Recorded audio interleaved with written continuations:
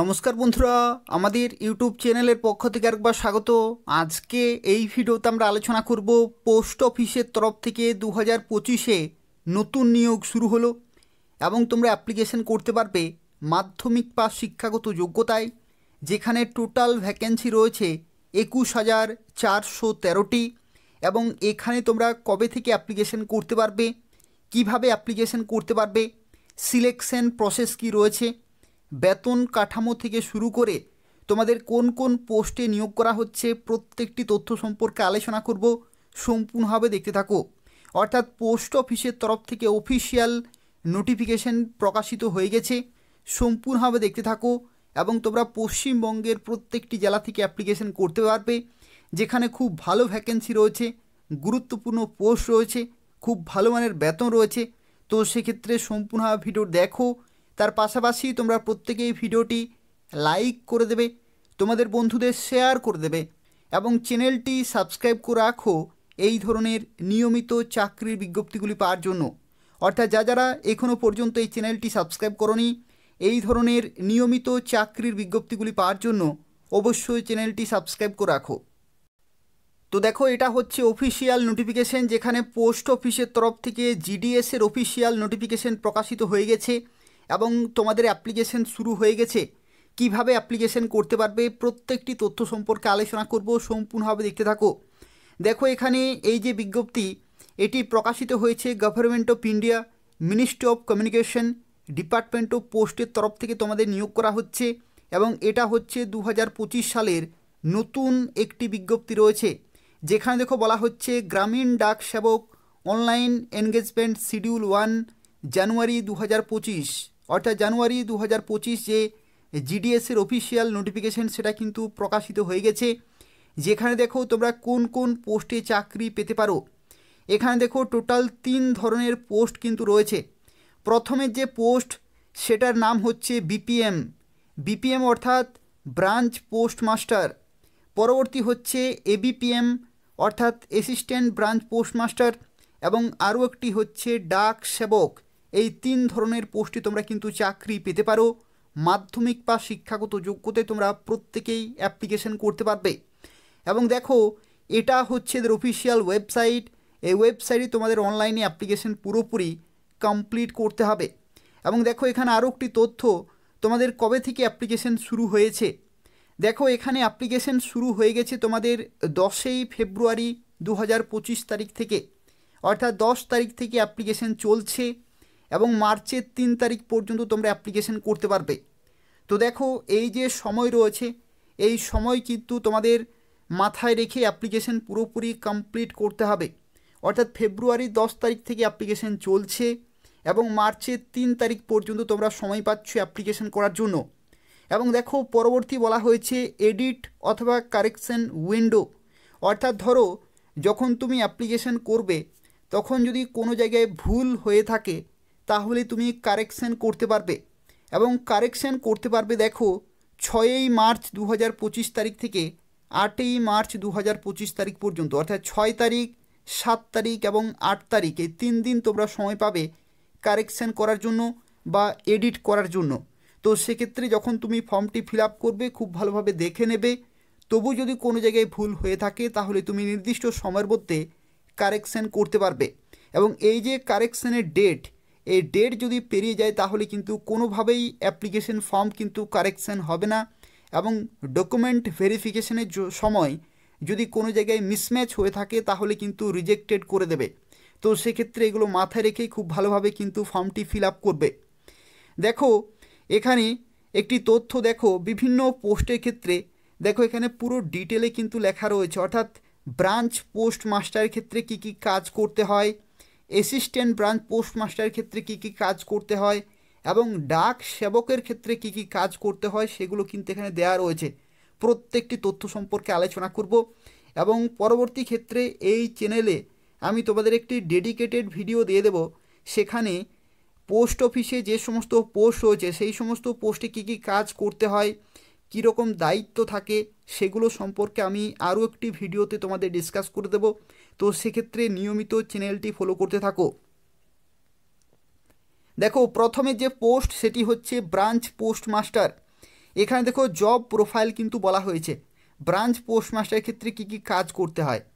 দেখো প্রথমেই বলা হচ্ছে day to day postal operations of branch post office, অর্থাৎ ব্রাঞ্চে যে পোস্ট অফিস রয়েছে বা যে বিও রয়েছে সেখানে ডে টু ডে যে সমস্ত পোস্টাল অপারেশনসগুলি হয়ে থাকে অফলাইনে এবং অনলাইনে সেগুলো কিন্তু দায়িত্ব নিতে হয় ব্রাঞ্চ পোস্টমাস্টারকে।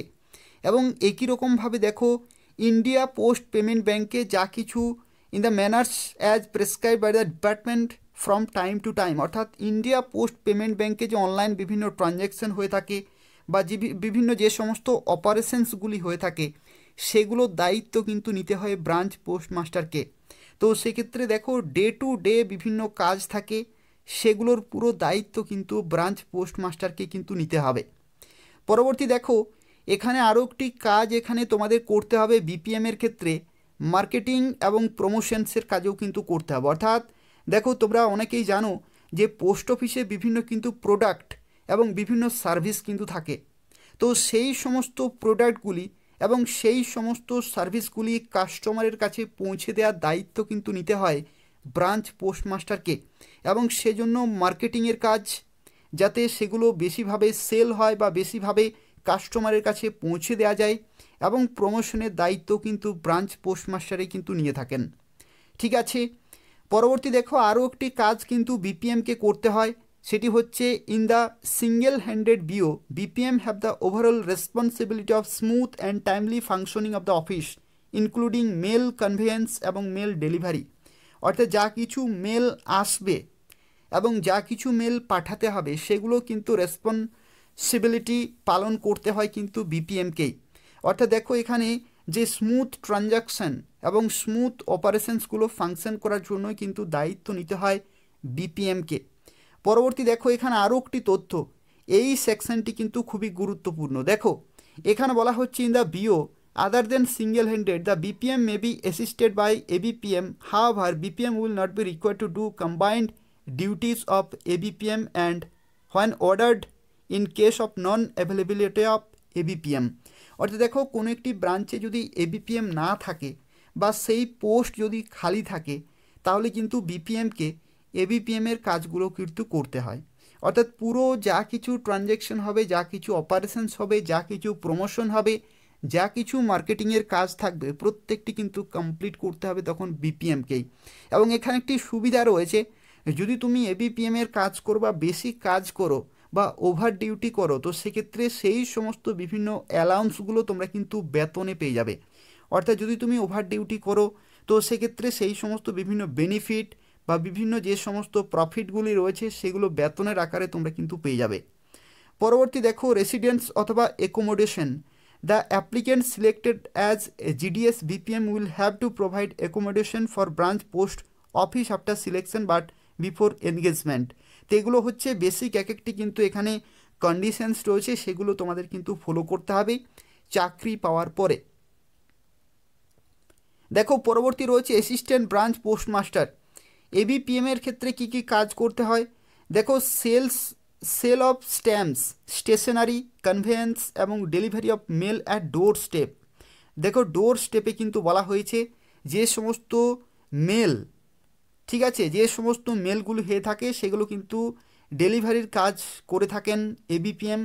তার সাথে সাথে সেল অফ স্ট্যাম্পস এবং স্টেশনারি যে সমস্ত প্রোডাক্টগুলি থাকবে সেগুলো কিন্তু সেলের কাজের দায়িত্বও কিন্তু থাকে।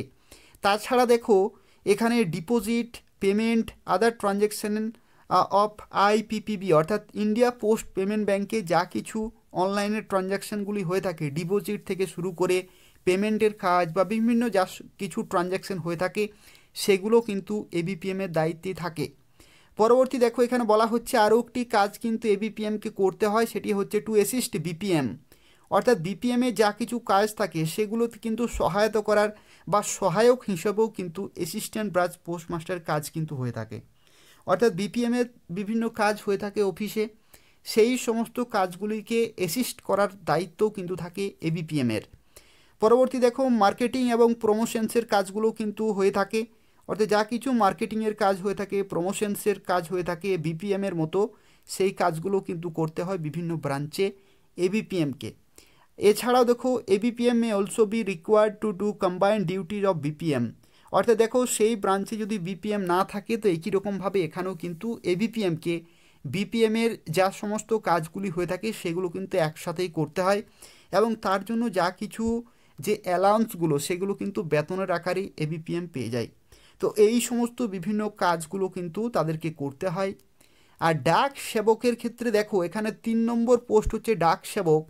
এখানে তোমাদের কিন্তু বিভিন্ন কাজ করতে হবে, যেমন sale of stamps, stationery, conveyance, delivery of mail at door step, এগুলো তো করতেই হবে। তার সাথে সাথে ইন্ডিয়া পোস্ট পেমেন্ট ব্যাঙ্কে ডিপোজিট, পেমেন্ট এবং আদার ট্রানজ্যাকশানগুলো কিন্তু করতে হবে। অর্থাৎ এবিপিএমকে কিন্তু সহায়তা করতে হবে ডাক সেবককে, ঠিক আছে। অর্থাৎ এবিপিএমে যা কিছু কাজ হয়ে থাকে সেই কাজগুলিকে কিন্তু সহায়তা করার দায়িত্ব হচ্ছে ডাক সেবকের। তার সাথে সাথে দেখো এখানে বলা হচ্ছে যে আরএমএস অর্থাৎ রেলওয়ে মেল সার্ভিসে যা কিছু কাজ হয়ে থাকে সেগুলো কিন্তু টাইম টু টাইম ডাক সেবককে কমপ্লিট করতে হয়, এটাও আরও একটি দায়িত্ব রয়েছে। পরবর্তী দেখো এখানে আরও একটি রয়েছে, dak sevak in the mail offices will handle receipt, dispatch of mail bag এবং ট্রান্সশিপমেন্ট অফ ব্যাগস। অর্থাৎ এই সমস্ত দেখো এখানে বিভিন্ন যে ডিসপ্যাচের যে কাজগুলি হয়ে থাকে সেগুলো কিন্তু করতে হয়। এছাড়াও দেখো এখানে বলা হয়েছে Dak Sevak will also assist postmaster অথবা sub postmaster in managing the smooth functioning of departmental post offices and do marketing, business procurement or any other work assign by the postmaster, অথবা বিভিন্ন অফিসাররা বিভিন্ন কাজ যারা assign করবেন সেই সমস্ত কাজগুলো কিন্তু করতে হবে। অর্থাৎ একটি ব্রাঞ্চে যা কিছু কাজ হয়ে থাকে সেই কাজের ক্ষেত্রে যে সর্বনিম্ন স্তরে যে পোস্ট সেটি হচ্ছে ডাক সেবক। এখানে একটি তথ্য তোমাদের জানা রাখি, এই যে 3টি পোস্ট, এই 3টি পোস্টের মধ্যে সর্বোচ্চে পোস্ট হচ্ছে বিপিএম, ব্রাঞ্চ পোস্টমাস্টার হচ্ছে সবার উপরের পোস্ট, এবং তারপরে দ্বিতীয় পোস্ট হচ্ছে অ্যাসিস্ট্যান্ট ব্রাঞ্চ পোস্টমাস্টার, তার থেকে একটু নিম্নমানের পোস্ট, এবং সর্বনিম্ন মানের পোস্ট হচ্ছে ডাক সেবক, ঠিক আছে।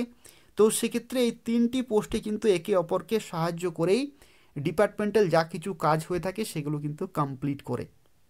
এখানে দেখো বেতন কাঠামোর ক্ষেত্রে তোমাদের জেনে রাখা প্রয়োজন। দেখো বিপিএমের ক্ষেত্রে স্যালারি স্ট্রাকচার কি, বিপিএমের ক্ষেত্রে দেখো এখানে 12,000 থেকে 29,380 পর্যন্ত রয়েছে, অর্থাৎ 12,000 টাকা প্লাস বিভিন্ন এখানে কিন্তু অ্যালাউন্সগুলো দেওয়া হয়।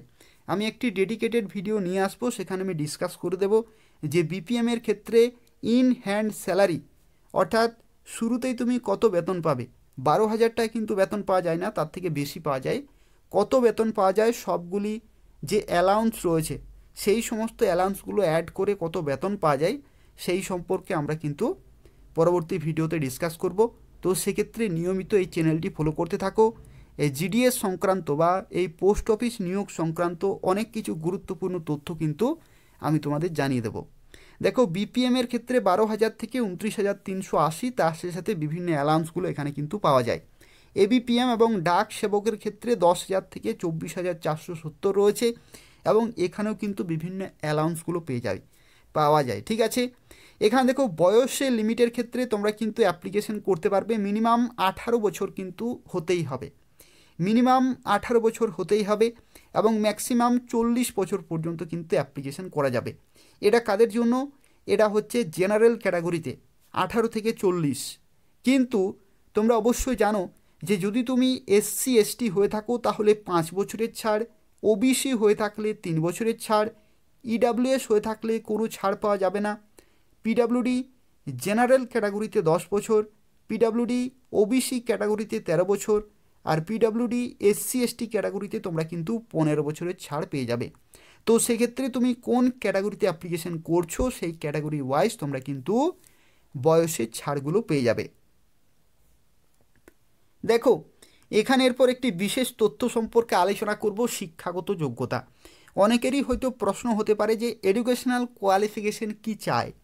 দেখো এখানে এডুকেশনাল কোয়ালিফিকেশনের মধ্যে যেটি বলা হয়েছে, educational qualification for engagement of GDS in secondary school examination pass certificate of 10th standard, অর্থাৎ তোমাদের কিন্তু মাধ্যমিক পাস হতে হবে, এবং তার সাথে সাথে পাসিং মার্কস ইন ম্যাথমেটিক্স এবং English conducted by any recognised board, অর্থাৎ তোমাদের ইংলিশ ম্যাথমেটিক্সে পাস হতে হচ্ছে, অর্থাৎ মাধ্যমিক পাস সার্টিফিকেট থাকতে হবে এবং তার সাথে সাথে দেখো এখানে বলা হয়েছে the applicant should have studied the local language at least up to 10 standard.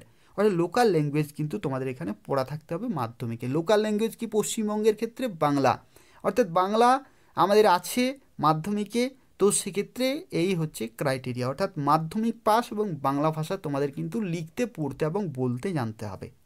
এই হচ্ছে শিক্ষাগত যোগ্যতা। তার সাথে সাথে দেখো এখানে একটি তথ্য যেটি হচ্ছে আদার কোয়ালিফিকেশন, এটা কিন্তু অবশ্যই তোমাদের জেনে রাখতে হবে। আদার কোয়ালিফিকেশনে কি বলা হচ্ছে, নলেজ অফ কম্পিউটার, অর্থাৎ কম্পিউটার নলেজ কিন্তু তোমাদের বেসিক নলেজ থাকতে হবে। কোন রকমের সার্টিফিকেট এখানে কিন্তু বলা হচ্ছে না, তোমাদের কম্পিউটার চালানোর কিন্তু দক্ষতা থাকতে হবে, কম্পিউটার চালাতে জানতে হবে, তাহলে তুমি এখানে অ্যাপ্লিকেশন করতে পারবে। নলেজ অফ সাইক্লিং, সাইকেল চালানো কিন্তু জানতে হবে। তোমরা জানো এটা কেন বলা হয়েছে, যেহেতু mail delivery at door step, ঠিক আছে, বাড়িতে তোমাদের কিন্তু মেল ডেলিভার করতে হবে, যে কারণে সাইকেলের কিন্তু এখানে নলেজ বলা হয়েছে। পরবর্তী এডেকুয়েট মিনস অফ লিভলিহুড, অর্থাৎ যে নির্দিষ্ট লোকেশনে তুমি চাকরি পাবে সেই জায়গাতে বসবাস করার মানসিকতা কিন্তু তোমাদের থাকতে হবে। এই হচ্ছে ক্রাইটেরিয়া। এগুলো এক একটি বেসিক, এগুলো কিন্তু খুব একটা বেশি ম্যাটার করবে না, অবশ্যই অ্যাপ্লিকেশন করে দেবে। দেখো এখানে অনেকেরই হয়তো প্রশ্ন হতে পারে এডুকেশনাল কোয়ালিফিকেশন আরও একটি গুরুত্বপূর্ণ তথ্য, যেটি হচ্ছে পার্সেন্টেজ, কত পার্সেন্ট মার্কস থাকলে তোমাদের অবশ্যই অ্যাপ্লিকেশন করা দরকার। দেখো এখানে যেহেতু পার্সেন্টেজের ভিত্তিতে তোমাদের নিয়োগ করা হবে, এখানে কিন্তু পরীক্ষা যেহেতু হবে না, কোনো রকমের ইন্টারভিউ হবে না, মাধ্যমিকে কত নম্বর পেয়েছো তার ভিত্তিতেই কিন্তু এখানে নিয়োগ করা হবে। তো সেক্ষেত্রে তোমাদের যার যত বেশি নম্বর তাদের কিন্তু চান্স পাওয়াটা কিন্তু বেশি। তো সেক্ষেত্রে দেখো তোমার পার্সেন্টেজ কত রয়েছে সেটা কিন্তু এখানে ম্যাটার করছে। এখানে তোমাদের জানিয়ে রাখি 2024 যে বিজ্ঞপ্তি প্রকাশিত হয়েছিল তখন কিন্তু তোমরা দেখেছো যে বিভিন্ন ক্যাটাগরি ওয়াইজ কিন্তু পার্সেন্টেজগুলো নেমেছিল, 91, 92, 93 এইরকমভাবে কিন্তু পার্সেন্টেজগুলো ছিল। এবং তাছাড়াও দেখবে বিভিন্ন ডিভিশনে পার্সেন্টেজগুলো আলাদা ছিল, অর্থাৎ তুমি কোন ডিভিশনে অ্যাপ্লিকেশন করছো সেই সমস্ত ডিভিশনে পার্সেন্টেজ কিন্তু আলাদা। অর্থাৎ তুমি হয়তো ধরে নাও বিভিন্ন ডিভিশন কিন্তু রয়েছে, ধরে নাও নাম্বার 1 ডিভিশন, এটা হচ্ছে কোনো একটি ডিভিশন, 2 নম্বরে আরও একটি কোনো ডিভিশন, 3 নম্বরে আরও কোনো একটি ডিভিশন, হয়তো তোমার 95% নম্বর রয়েছে, ধরে নাও মাধ্যমিকে 95% নম্বর রয়েছে, তুমি 1 নম্বর ডিভিশনে 95-এ তুমি অ্যাপ্লাই করেছো কিন্তু তুমি পেলে না, কিন্তু সেই 95%-এ যদি তুমি সেকেন্ড ডিভিশন, সেকেন্ড যে ডিভিশন রয়েছে সেখানে যদি তুমি অ্যাপ্লিকেশন করতে তাহলে কিন্তু পেয়ে যেতে। অর্থাৎ এখানে আমি একটি কথাই বলতে চাইছি যে যে কাট অফগুলো যখন তোমরা দেখবে প্রিভিয়াস ইয়ারের, সেই কাট অফগুলো দেখে অ্যানালাইজ করবে যে কোন ডিভিশনে পার্সেন্টেজ খুব একটা বেশি উপরে ওঠে না, ঠিক আছে, প্রত্যেকটা ডিভিশনের ক্ষেত্রে কিন্তু একই হয় না। তো সেক্ষেত্রে এগুলো দেখে নেবে, অর্থাৎ 95%-এ তুমি 1 নম্বর ডিভিশনে না পেলেও দ্বিতীয় ডিভিশনে কিন্তু পেতেও পারো, ঠিক আছে। তো সেক্ষেত্রে এগুলো দেখে নেবে যে কোন লোকেশনে পার্সেন্টেজ খুব একটা বেশি উপরে উঠছে না, কোন লোকেশনে উঠছে, সেগুলো কিন্তু একটু দেখে তারপরে সেই ডিভিশনের জন্য অ্যাপ্লিকেশন করবে, ঠিক আছে। তার কারণ হচ্ছে দেখবে বিভিন্ন ক্যাটাগরিতে কিন্তু SC, ST, OBC, PWD, ex serviceman, EWS থেকে শুরু করে তোমাদের জেনারেল বিভিন্ন পার্সেন্টেজ কিন্তু থাকে, ঠিক আছে, 91 এমনকি 88% পর্যন্ত কিন্তু দেখা যায় বিভিন্ন ক্যাটাগরিতে। তো সেক্ষেত্রে এগুলো দেখে তোমরা কিন্তু অ্যাপ্লিকেশন করবে। দেখো এখানে পরবর্তী যে তথ্য সম্পর্কে আলোচনা করব, যেটি তোমাদের অবশ্যই অ্যাপ্লিকেশনের সময় তোমাদের অবশ্যই কাজে লাগবে, সেটি হচ্ছে তোমরা কিভাবে অ্যাপ্লিকেশন করতে পারবে। অ্যাপ্লিকেশন করার জন্য প্রথমেই তোমাদের ইন্ডিয়া পোস্ট gdsonline.gov.in নির্দিষ্ট অফিসিয়াল ওয়েবসাইটে যেতে হবে এবং সেখানে কিন্তু তোমাদের ফর্মটি ফিল আপ করতে হবে, খুব ভালোভাবে কিন্তু ফর্মটি ফিল আপ করতে হবে এবং তারপরে তোমাদের কিন্তু সাবমিট করতে হবে।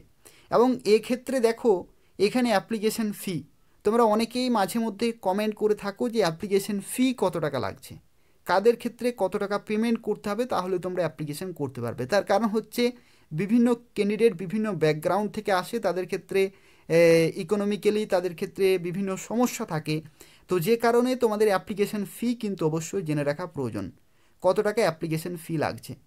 তো দেখো তুমি কোন ক্যাটাগরিতে অ্যাপ্লিকেশন করছো সেই ক্যাটাগরি ওয়াইজ কিন্তু তোমাদের নির্দিষ্ট অ্যাপ্লিকেশন ফি পেমেন্ট করতে হবে।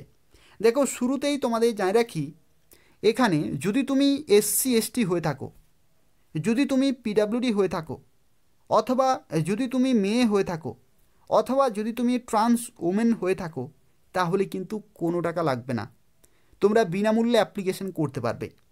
এখানে অ্যাপ্লিকেশন ফি কাদের ক্ষেত্রে লাগছে, সেটা হচ্ছে ছেলেদের ক্ষেত্রে লাগছে। ছেলেদের ক্ষেত্রে যদি তুমি জেনারেল ক্যাটাগরি হয়ে থাকো, অথবা যদি তুমি OBC ক্যাটাগরি হয়ে থাকো, তাহলে কিন্তু 100 টাকা পেমেন্ট করতে হবে। আদার্স ক্যাটাগরির ক্ষেত্রে কোনো টাকা লাগবে না, তারা বিনামূল্যে অ্যাপ্লিকেশন করতে পারবে। আশা করি বুঝতে পেরেছো। যে কোনো মেয়েদের ক্ষেত্রে কোনো টাকা লাগছে না, SC ST কোনো টাকা লাগছে না, PWD ট্রান্স ওমেন কোনো টাকা লাগছে না। কেবলমাত্র ছেলেদের ক্ষেত্রে যদি তুমি জেনারেল অথবা OBC হয়ে থাকো, তাহলে কিন্তু 100 টাকা তোমাদের অ্যাপ্লিকেশন ফি পেমেন্ট করতে হবে। দেখো এখানে আরও একটি বিষয় সম্পর্কে তোমাদের জানিয়ে রাখি, পশ্চিমবঙ্গের ক্ষেত্রে যে শুধুমাত্র তুমি বাংলা ভাষা জানলে অ্যাপ্লিকেশন করতে পারবে সেটা নয়। পশ্চিমবঙ্গের ক্ষেত্রে দেখো এখানে পশ্চিমবঙ্গের ক্ষেত্রে এখানে ওয়েস্ট বেঙ্গলও রয়েছে, আন্দামান অ্যান্ড নিকোবর আইল্যান্ড, এই সমস্ত বিভিন্ন যে ডিভিশন সেগুলোও কিন্তু রয়েছে পশ্চিমবঙ্গের ক্ষেত্রে। সিকিমও রয়েছে, দার্জিলিং ডিভিশন রয়েছে, এবং post office under Gorkha territorial administration, যেটাকে বলা হয় GTA, এটাও কিন্তু রয়েছে। তো দেখো ওয়েস্ট বেঙ্গলের ক্ষেত্রে এখানে বাংলা ভাষা তুমি যদি জানো তবুও এখানে অ্যাপ্লিকেশন করতে পারবে, হিন্দি অথবা ইংলিশ জানলে অ্যাপ্লিকেশন করতে পারবে আন্দামান নিকোবরের ক্ষেত্রে। সিকিমের ক্ষেত্রে নেপালি, ভুটিয়া অথবা লেপচা অথবা ইংলিশ। আর দার্জিলিংয়ের ক্ষেত্রে বাংলা অথবা নেপালি। আর GTA-এর ক্ষেত্রে দেখো নেপালি। এই সমস্ত বিভিন্ন ভাষা কিন্তু এখানে রয়েছে, অর্থাৎ বিভিন্ন ডিভিশনের ক্ষেত্রে তোমরা কিন্তু এই সমস্ত ভাষাতে অ্যাপ্লিকেশন করতে পারবে। দেখো এখানে ভ্যাকেন্সি যে নোটিশ জারি হয়েছে, ভ্যাকেন্সি ডিটেলসের কোন কোন সার্কেলে কত ভ্যাকেন্সি রয়েছে সেই সংক্রান্ত দেখো আরও একটি নোটিশ কিন্তু প্রকাশিত হয়েছে, যেখানে দেখো 1 নম্বর থেকে শুরু করে বিভিন্ন সার্কেল ওয়াইজ কিন্তু ভ্যাকেন্সিগুলি রয়েছে। আশা করি তোমরা দেখতে পাচ্ছ অন্ধ্রপ্রদেশ থেকে শুরু করে আসাম, বিহার, ছত্তিশগড়, দিল্লি, গুজরাট, হরিয়ানা, হিমাচল প্রদেশ থেকে শুরু করে Maharashtra, north eastern, Odisha, Punjab, Tamil Nadu, Uttar Pradesh, Uttarakhand, West Bengal. দেখো ওয়েস্ট বেঙ্গলের ক্ষেত্রে কিন্তু রয়েছে 31 থেকে শুরু হচ্ছে এবং 35 পর্যন্ত কিন্তু রয়েছে। বিভিন্ন ভাষাতে তোমরা অ্যাপ্লিকেশন করতে পারবে এই সমস্ত বিভিন্ন ডিভিশনে। এবং দেখো এখানে টোটাল ভ্যাকেন্সি, দেখো এখানে টোটাল ভ্যাকেন্সি এবারে 2025-এর বিজ্ঞপ্তির ক্ষেত্রে যেটি ডিক্লার করেছে সেটি হচ্ছে 21,413টি। টোটাল 21,413টি কিন্তু শূন্যপদ রয়েছে। সুবর্ণ সুযোগ রয়েছে, যারা দীর্ঘদিন ধরে GDS-এর বিজ্ঞপ্তির জন্য অপেক্ষা করছিলে, তোমরা প্রত্যেকেই 100% অ্যাপ্লিকেশন করে দেবে। যাদের খুব ভালো পার্সেন্টেজ রয়েছে তারা অবশ্যই এখানে অ্যাপ্লিকেশন করে দেবে। তার কারণ হচ্ছে GDS একটি সুবিধা রয়েছে। কি সুবিধা? প্রথমত এখানে কোনো রকমের পরীক্ষা হবে না, তোমাদের কোনো রকমের প্রিপারেশনের কোনো প্রয়োজন নেই। জাস্ট তুমি 100 টাকা দিয়ে বা বিনামূল্যে অ্যাপ্লিকেশন করে রেখে দেবে। পরবর্তী 1 মাসের মধ্যে, 1 থেকে 1.5 মাসের মধ্যেই তোমাদের কিন্তু মেরিট লিস্ট প্রকাশিত হবে, এবং সেই লিস্টে যদি তোমার নাম থাকে তাহলে তুমি সরাসরি ডকুমেন্ট ভেরিফিকেশন করে চাকরি করতে পারবে। আর ধরে নাও প্রথম লিস্টে তোমার নাম নেই, অথচ তোমার পার্সেন্টেজ খুব ভালো রয়েছে, তাহলে তুমি দ্বিতীয় লিস্টের জন্য অপেক্ষা করবে। তার কারণ হচ্ছে কি, এখানে তোমরা একটি তথ্য তোমাদের অবশ্যই জেনে রাখা প্রয়োজন। দেখো প্রথম লিস্টে যাদের নাম থাকবে তারা সবাই কিন্তু ডকুমেন্ট ভেরিফিকেশন করতে যায় না, ঠিক আছে? যারা অ্যাপ্লাই করে তারা সবাই কিন্তু GDS-এ চাকরি করতে চায়। অনেক ক্যান্ডিডেট আছে যারা শুধু অ্যাপ্লিকেশন করে দেয় কিন্তু ডকুমেন্ট ভেরিফিকেশন করে না, এরকম কিন্তু গাদা গাদা স্টুডেন্ট রয়েছে। তো সেক্ষেত্রে তোমাদের একটি তথ্য তোমাদের মাথায় রাখতে হবে যে প্রত্যেকটি যতগুলো লিস্ট প্রকাশিত হবে ওয়েবসাইটে, প্রত্যেকটি লিস্ট কিন্তু তোমাদের বারবার চেক করতে হবে সময়ে সময়ে, ঠিক আছে? সময়ে সময়ে কিন্তু চেক করতে হবে। যদি তোমাদের নাম থাকে তাহলেই কিন্তু তুমি ডকুমেন্ট ভেরিফিকেশন করে জয়েনিং নিতে পারবে। তো সেক্ষেত্রে যদি তুমি অ্যাপ্লিকেশন করো এবং যদি তোমার পার্সেন্টেজ খুব ভালো থাকে তাহলে তুমি প্রত্যেকটি মেরিট লিস্ট সময়ে সময়ে চেক করবে এবং তোমাদের রেজাল্টগুলো কিন্তু দেখে নেবে। যদি নাম থাকে তাহলে তুমি সরাসরি ডকুমেন্ট ভেরিফিকেশন করতে পারবে এবং চাকরি পেতে পারো। তো সেক্ষেত্রে এটাও কিন্তু মাথায় রাখতে হবে, অর্থাৎ যাদের নাম থাকে লিস্টে তারা সবাই কিন্তু চাকরি করতে চায় না, বা সবাই কিন্তু ডকুমেন্ট ভেরিফিকেশন করতে যায় না, ঠিক আছে, বিভিন্ন কারণে। তো সেক্ষেত্রে তোমরা কিন্তু এগুলো দেখে তারপরে খুব ভালোভাবে কিন্তু এগুলো চেক করবে। আর এই চ্যানেলটি নিয়মিত ফলো করতে থাকো। জিডিএসের যে সমস্ত পোস্ট রয়েছে প্রত্যেকটি পোস্টের ক্ষেত্রে কী কী কাজ করতে হয় আরও ডিটেলে তোমাদের জানিয়ে দেবো। তার সাথে এবিপিএম, বিপিএম, ডাক সেবক এই পোস্টগুলো কী রকমের হয়ে থাকে, বেতন কাঠামো কী রকমের হয়, অর্থাৎ বিভিন্ন অ্যালাউন্সগুলো কীভাবে পাওয়া যায়, বা তোমাদের ধরে নাও যদি তুমি ওভার ডিউটি করে থাকো, বা যদি তুমি বিপিএমের পোস্টে ধরে নাও কাজ করছো, আর যদি তুমি এবিপিএমের কাজগুলো করে থাকো, তাহলে তোমার সেখানে কী রকমের বেনিফিট হবে, প্রফিট কিভাবে তুমি পাবে, বা পরবর্তী ক্ষেত্রে তুমি আরও গুরুত্বপূর্ণ পোস্টে প্রমোশনাল বেসিস কিভাবে যেতে পারবে, সেই সংক্রান্ত প্রত্যেকটি তথ্য নিয়ে আলোচনা করব পরবর্তী ভিডিওতে। নিয়মিত চ্যানেলটি ফলো করতে থাকো এবং অবশ্যই সাবস্ক্রাইব করে রাখো। তার কারণ হচ্ছে এই চ্যানেল থেকে তোমরা পশ্চিমবঙ্গের এবং কেন্দ্রীয় সরকারের প্রত্যেকটি গুরুত্বপূর্ণ চাকরির বিজ্ঞপ্তিগুলি সময় মতো পেয়ে যাবে। অর্থাৎ তোমরা যারা বিভিন্ন চাকরির খবরগুলো পেতে চাইছো, কোন কোন জায়গাতে কখন নিয়োগ হচ্ছে, এই সমস্ত আপডেটগুলি যদি তোমরা পেতে চাইছো, তাহলে অবশ্যই চ্যানেলটি সাবস্ক্রাইব করে রাখো এবং নিয়মিত ফলো করতে থাকো। ধন্যবাদ।